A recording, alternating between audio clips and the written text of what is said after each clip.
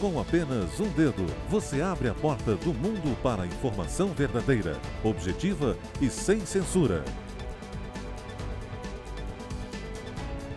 Com apenas um dedo, você se junta a esse compromisso. Você vê o resultado de nosso trabalho, a sua nova visão do mundo. Mundial Telenotícias Brasil.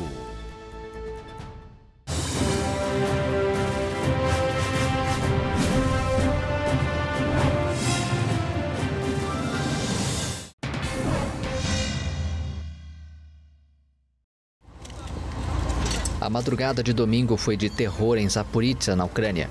Bombardeios russos atingiram a cidade e deixaram vários mortos. O ataque a prédios residenciais matou entre 12 e 17 pessoas. O último balanço fornecido pela administração regional de Zaporizhzhia indicava 13 mortos e 60 feridos, incluindo mulheres e crianças. Já uma primeira avaliação da prefeitura apontou inicialmente para 17 mortos. O presidente da Ucrânia, Volodymyr Zelensky, disse que 12 pessoas perderam a vida. O bombardeio a Zaporizhzhia ocorre no dia seguinte à explosão da ponte da Crimeia. A infraestrutura que liga a Rússia à Crimeia ficou parcialmente destruída. A ponte foi construída pela Rússia após a anexação da península. A explosão é outro grande revés para Moscou após várias derrotas no fronte ucraniano.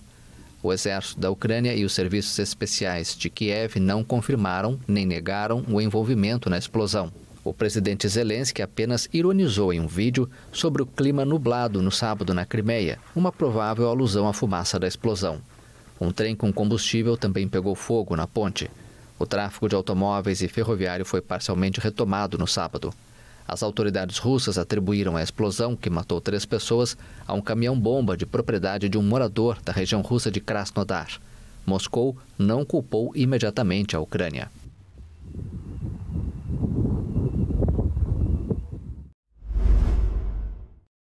O presidente russo Vladimir Putin classificou a explosão na ponte da Crimeia como ato terrorista. Сомнений нет, это теракт, направленный на разрушение критически важной гражданской инфраструктуры Российской Федерации. Совершенно верно. И авторы, исполнители, заказчики спецслужбы Украины. A forte explosão que as autoridades russas atribuíram a um caminhão-bomba danificou no sábado a ponte sobre o Estreito de Kerch, na Crimeia, que liga a península anexada em 2014 com o território russo. Até agora, a Rússia não havia acusado a Ucrânia sobre a explosão que deixou 3 mortos. Kiev tampouco reivindicou qualquer responsabilidade, mas suas autoridades fizeram diversos comentários irônicos sobre o caso. A ponte facilita o abastecimento das tropas russas em território ucraniano. As autoridades de Kiev fizeram diversas ameaças de ataques à ponte em ocasiões anteriores.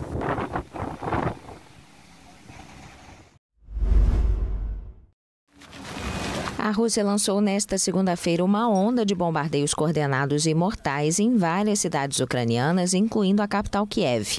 Os ataques são uma represália à explosão que destruiu parcialmente a estratégica ponte da Crimeia. A maior campanha de ataques na Ucrânia em meses coincide com uma reunião do Conselho de Segurança convocada pelo presidente russo Vladimir Putin após a explosão na ponte de Kerch. Киевский режим своими действиями фактически поставил себя на одну доску с международными террористическими формированиями, с самыми одиозными группировками. Оставлять без ответа преступления подобного рода уже просто невозможно. Сегодня утром по предложению Министерства обороны и по плану Генерального штаба России нанесен массированный удар высокоточным оружием большой дальности воздушного, морского и наземного базирования по объектам энергетики, военного управления и связи Украины. Os militares ucranianos alegaram que as forças russas dispararam 75 mísseis contra cidades de todo o país em uma série de ataques que incluíam o uso de drones iranianos lançados de Belarus. O último bombardeio contra a capital ucraniana remonta ao final de junho. Em um discurso à nação, o presidente ucraniano Volodymyr Zelensky disse que amanhã foi difícil e explicou que as forças russas tinham 2 objetivos com seus bombardeios: o sistema de energia e as pessoas. O Reino Unido chamou os ataques de inaceitáveis. A União Europeia e a Polônia classificaram de crimes de guerra. A França prometeu aumentar a ajuda militar a Kiev.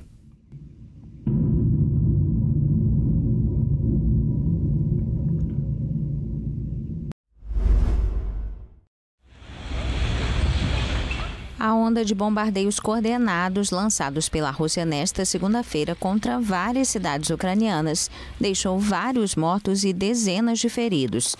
O presidente Vladimir Putin confirmou os ataques maciços e prometeu respostas severas em caso de novos ataques da Ucrânia contra a Rússia.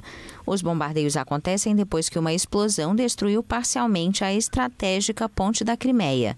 Esta é a maior campanha de ataques na Ucrânia em meses e coincide com uma reunião do Conselho de Segurança convocada pelo presidente russo. Vários líderes europeus condenaram os ataques. I am shocked and appalled by the vicious attack on Kiev and other Ukrainian cities. Russia once again has shown to the world what it stands for. It is terror and brutality. Those who are responsible have to be held accountable. We are mourning the victims, and I send my heartfelt condolences to our Ukrainian friends. I know Ukrainians will not be intimidated, and Ukrainians know that we will stand by their side as long as it takes. O exército ucraniano informou que as forças russas dispararam 75 mísseis contra cidades de todo o país em uma série de ataques que incluíram o uso de drones iranianos lançados de Belarus. O último bombardeio contra a capital ucraniana remonta ao final de junho.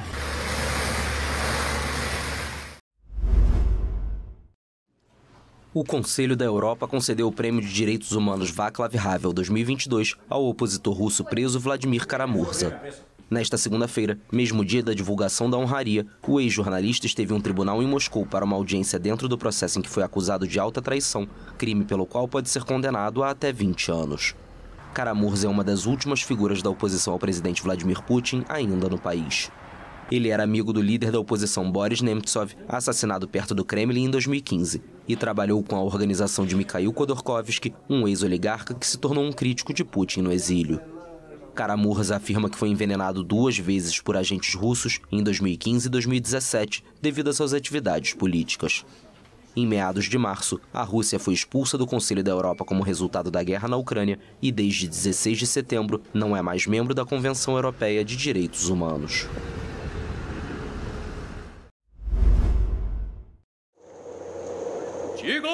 Taiwan celebrou nesta segunda-feira o Dia Nacional. Durante as comemorações, a ilha não esqueceu que continua a ser considerada uma província rebelde por Pequim. A presidente de Taiwan, Tsai Ing-wen, aproveitou a ocasião para fazer um alerta à China. Taiwan人民和朝野政党的最大的共识就是捍卫主权以及我们民主自由的生活方式。这一点我们没有妥协的空间。A presidente ainda comparou a invasão da Ucrânia pela Rússia às ameaças de Pequim de um dia assumir o controle de Taiwan pela força se necessário. Os 23 milhões de habitantes da ilha vivem sob constante ameaça de uma invasão chinesa. A guerra da Rússia na Ucrânia alimentou ainda mais os temores de que Pequim possa tentar algo semelhante com Taiwan. Taiwan e China foram separados após o fim da Guerra Civil Chinesa em 1949.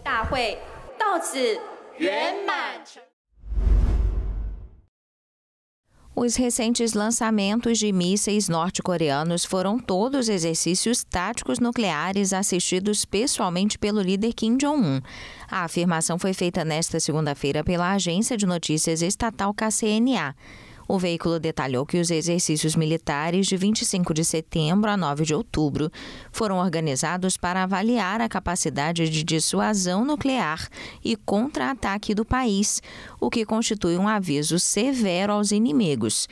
Em um congresso do partido em 2021, Kim esboçou um plano militar de 5 anos, no qual delineou o desenvolvimento de armas nucleares menores e mais leves para usos mais táticos. Coreia do Sul, Japão e Estados Unidos intensificaram os exercícios navais combinados nas últimas semanas, irritando o Norte, que vê essas atividades como um ensaio de invasão e os usa para justificar seus lançamentos de mísseis. O país revisou suas leis nucleares em setembro, contemplando uma ampla gama de cenários em que poderia usar suas armas nucleares.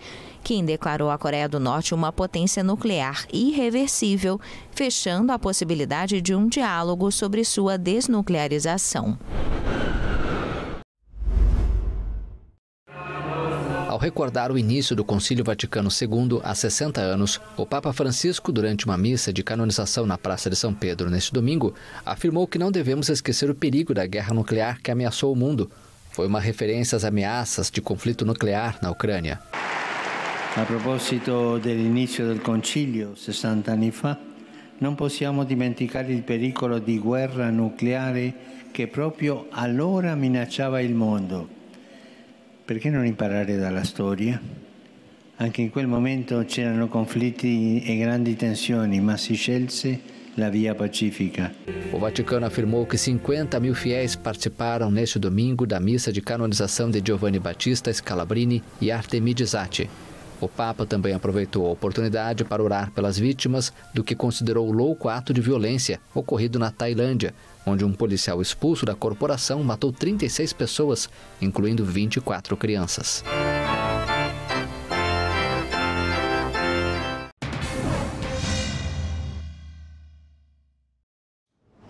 Quando você precisa saber rapidamente o que está acontecendo nos lugares mais remotos do planeta, só existe um lugar em sua própria língua. Mundial Telenotícias Brasil, sua nova visão do mundo.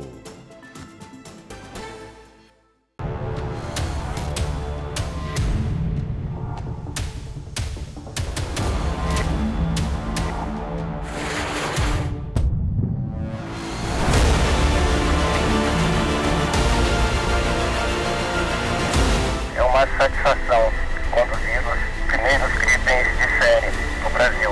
Senta boa, Brasil!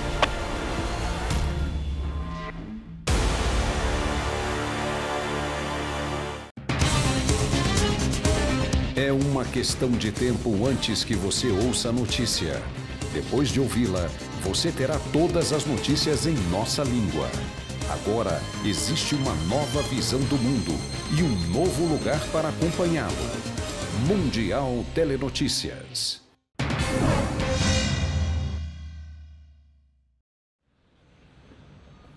Uma das maiores tragédias da aviação mundial começa a ser julgada nesta segunda-feira em Paris, mais de 13 anos após o acidente. O fabricante Airbus e a companhia aérea Air France respondem perante a justiça francesa pelo desastre do voo AF447, que matou todas as 228 pessoas a bordo. O avião, que fazia a rota Rio-Paris, caiu no meio da noite no primeiro dia de junho de 2009 no Oceano Atlântico, 3 horas e 45 minutos após a decolagem. Os primeiros destroços, assim como corpos, foram encontrados nos dias que se seguiram. Já a fuselagem só foi localizada 2 anos depois, a 3.900 metros de profundidade, cercada por altos relevos subaquáticos durante a 4ª fase de buscas. As caixas pretas confirmaram que os pilotos ficaram desorientados pelo congelamento das sondas de velocidade Pitot em uma zona de convergência intertropical perto do Equador. Eles não conseguiram recuperar a sustentação da aeronave, que caiu em menos de 5 minutos. O avião, colocado em serviço 4 anos antes, transportava passageiros de 33 nacionalidades, 61 franceses, 58 brasileiros e 28 alemães, assim como italianos, espanhóis e um argentino, entre outros. Após uma longa sucessão de perícias, os juízes de instrução arquivaram o caso em 29 de agosto de 2019. Indignados, familiares das vítimas e sindicatos de pilotos recorreram e em 12 de maio de 2021, a Câmara de Instrução decidiu pelo processo por homicídios involuntários das duas empresas.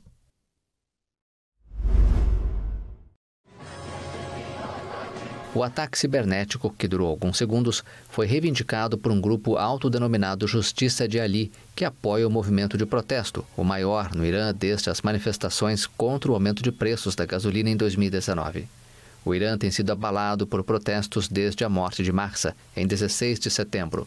A jovem curda iraniana de 22 anos morreu 3 dias depois de ser presa pela polícia da moral em Teherã por supostamente violar o rigoroso código de vestimenta da República Islâmica. A ONG Iran Human Rights, com sede em Oslo, registrou pelo menos 95 mortes na repressão aos protestos. De acordo com o último relatório iraniano, cerca de 60 pessoas morreram, incluindo 10 policiais.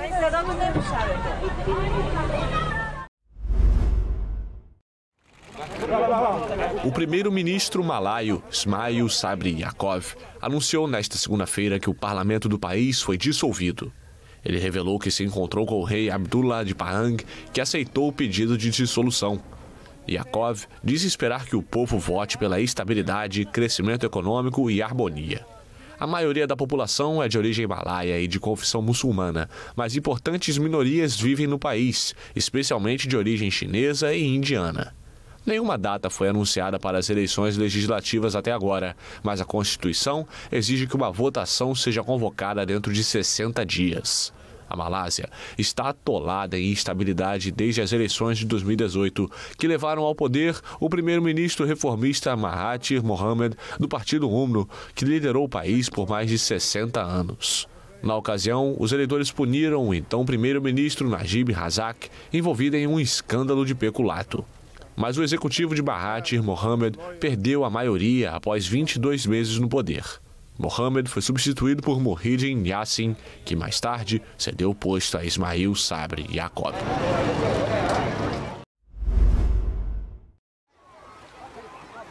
Em um relatório conjunto, as organizações alertaram nesta segunda-feira que regiões inteiras do planeta vão se tornar inabitáveis nas próximas décadas devido ao fenômeno. As ondas de calor também vão ficar mais frequentes e intensas. De acordo com o documento, elas podem atingir e ultrapassar limites fisiológicos e sociais dos humanos, principalmente em regiões como o Sahel e o sul e sudoeste da Ásia. O relatório explica que em quase todos os territórios em que há estatísticas disponíveis, as ondas de calor constituem o perigo climático mais mortal. As ondas de calor causaram algumas das catástrofes mais mortais já registradas.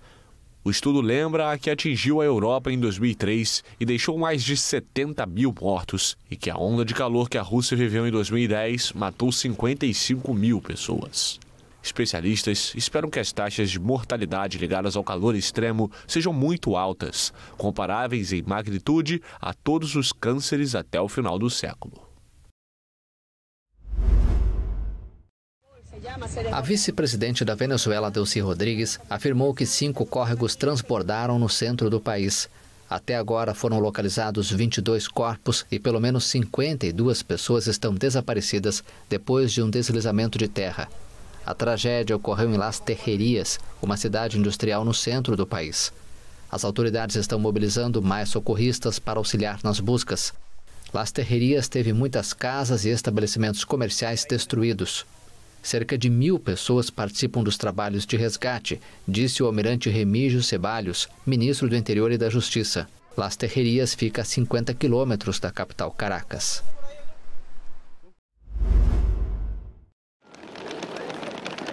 Ao todo, 4,2 milhões de ucranianos podem se beneficiar deste estatuto, que confere direitos em termos de acesso à habitação, ao mercado de trabalho, ao sistema escolar e a prestações sociais.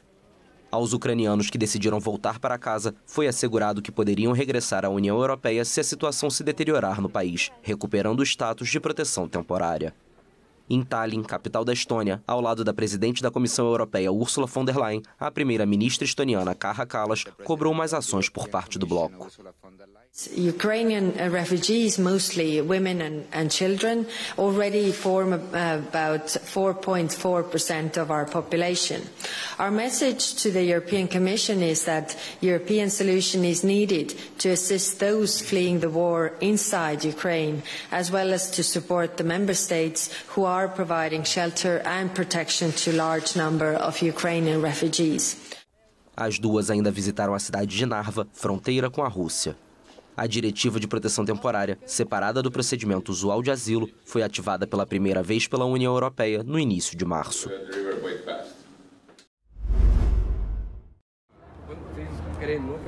A Organização para a Cooperação e Desenvolvimento Econômico, conhecida também pela sigla OCDE, divulgou nesta segunda-feira o relatório Panorama das Migrações Internacionais 2022.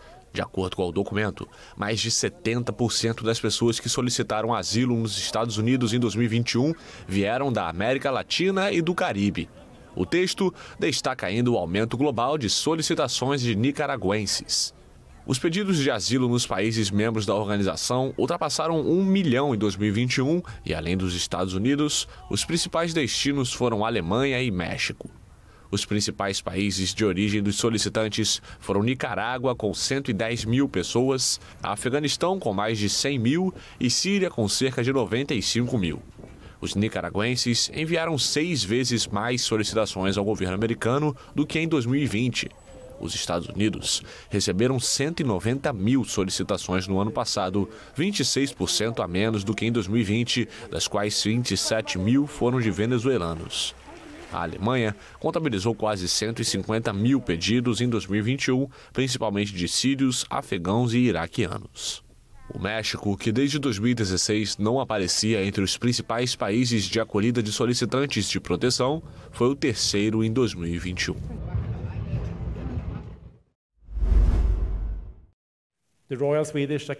Ben Bernanke, Douglas Diamond e Philip Dybvig ganharam nesta segunda-feira o Prêmio Nobel de Economia. Os americanos foram escolhidos por suas contribuições para explicar o papel dos bancos na economia e em crises financeiras. Os três vão dividir a premiação de 10 milhões de coroas suecas, cerca de 470 milhões de reais. Bernanke, de 68 anos, foi presidente do Federal Reserve de 2006 a 2014. Ele ganhou notoriedade por sua análise da pior crise econômica da história moderna, a Grande Depressão da década de 1930. Diamond é professor da Universidade de Chicago e Dybvig é acadêmico da Washington University em St. Louis. Ao contrário dos outros prêmios Nobel, o de Economia não foi idealizado pelo cientista Alfred Nobel quando estabeleceu as honrarias. O Nobel de Economia foi criado posteriormente pelo Banco Central da Suécia, razão pela qual às vezes é conhecido como falso Nobel. Mas, como os outros prêmios, os ganhadores recebem uma medalha e 10 milhões de coroas suecas.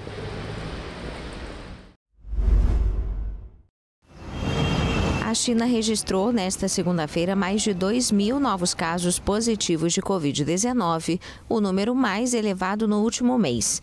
A marca foi alcançada há poucos dias do início do Congresso do Partido Comunista da China. A partir de domingo, o partido no poder vai realizar um importante congresso na capital chinesa, no qual se espera que o presidente Xi Jinping ganhe um terceiro mandato sem precedentes. Antes deste importante evento, as autoridades reforçaram as restrições sanitárias em todo o país para evitar imprevistos. Em Xangai, dezenas de milhares de pessoas foram confinadas nesta segunda-feira. No fim de semana, vários bairros da capital econômica do país ficaram em quarentena depois que 23 casos positivos foram detectados na sexta-feira. A China é a última grande potência econômica que mantém uma estratégia de zero Covid, que obriga o confinamento de pessoas contaminadas e testes de PCR generalizados e obrigatórios para acessar locais públicos. A população de Xangai teme o retorno de novas medidas mais radicais. Na primavera, as autoridades confinaram os 25 milhões de habitantes da metrópole sem aviso prévio.